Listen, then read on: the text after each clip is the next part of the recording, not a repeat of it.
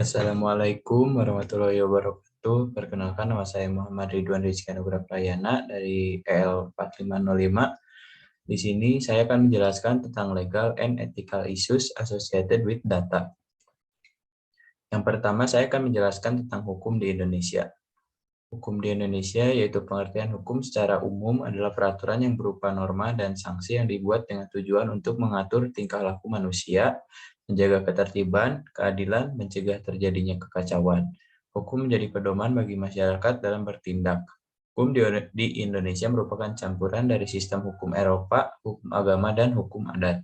Sebagian besar sistem yang dianut, baik perdata maupun pidana, berbasis pada hukum Eropa, khususnya dari Belanda karena aspek sejarah masa lalu Indonesia yang merupakan wilayah jajahan dengan sebutan Hindia Belanda atau Netherlands Indie. Hukum di Indonesia diatur yaitu sebagai berikut. Yang pertama, penyelenggaraan sistem elektronik, Undang-Undang Nomor 11 Tahun 2008 tentang ITE diubah jadi UU Nomor 19 Tahun 2016. Penjabaran tentang data elektronik pribadi, UU ITE mengamanatkannya lagi dalam Peraturan Pemerintah Nomor 71 Tahun 2019 tentang penyelenggaraan sistem dan transaksi elektronik atau PPPSTE. Kemudian definisi data pribadi terdapat dalam pasal 1 angka 29 PPPSTE.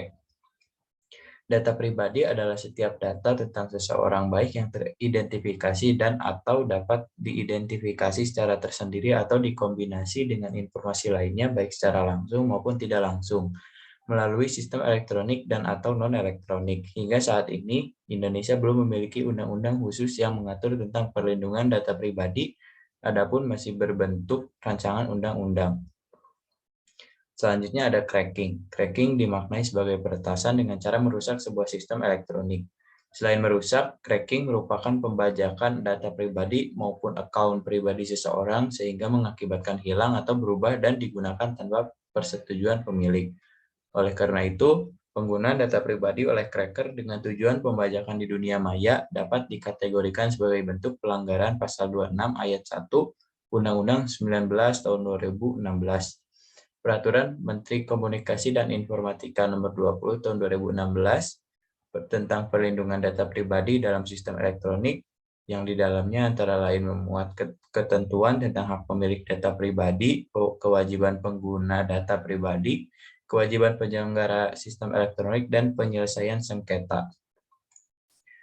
Yaitu selanjutnya ada Peraturan Presiden Nomor 95 Tahun 2018 tentang Sistem Pemerintahan Berbasis Elektronik atau SPBE. SPBE ditujukan untuk mewujudkan tata kelola pemerintahan yang bersih, efektif, transparan, dan akuntabel, serta pelayanan publik yang berkualitas dan terpercaya. Tata kelola dan manajemen sistem pemerintahan berbasis elektronik secara nasional juga diperlukan untuk meningkatkan keterpaduan dan efisiensi sistem pemerintahan berbasis elektronik. Peraturan Menteri Pendayagunaan Aparatur Negara dan Reformasi Birokrasi RI Nomor 5 Tahun 2020 tentang pedoman manajemen risiko SPBE. Yang selanjutnya ada international standard. Yang pertama ada GDPR, yaitu salah satu acuan untuk menyusun hukum perlindungan data pribadi di berbagai negara saat ini adalah General Data Protection Regulation. Setiap organisasi di wilayah Uni Eropa wajib mengelola data pribadi yang merupakan kumpulan dengan standar GDPR. Paket regulasi yang disahkan Uni Eropa tahun 2016 itu telah mempengaruhi sejumlah kebijakan perlindungan data pribadi di seluruh dunia.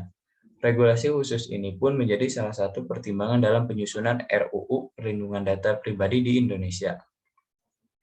Berbeda dengan Indonesia, terdapat beberapa undang-undang yang mengatur perlindungan data pribadi secara parsial. Salah satu yang kerap menjadi rujukan utama saat ini justru UU Nomor 11 Tahun 2008 tentang Informasi dan Transaksi Elektronik atau UU ITE, beserta dua aturan pelaksanaannya.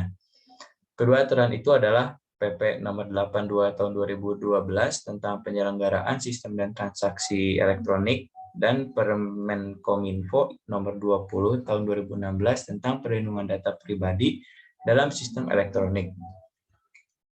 Yaitu selanjutnya ada ISO 27001 yaitu sebuah dokumen standar sistem manajemen keamanan informasi atau Information Security Management System atau ISMS yang memberikan gambaran secara umum mengenai apa saja yang harus dilakukan oleh sebuah generasi atau enterprise dalam usaha rangka mengimplementasikan konsep-konsep keamanan informasi.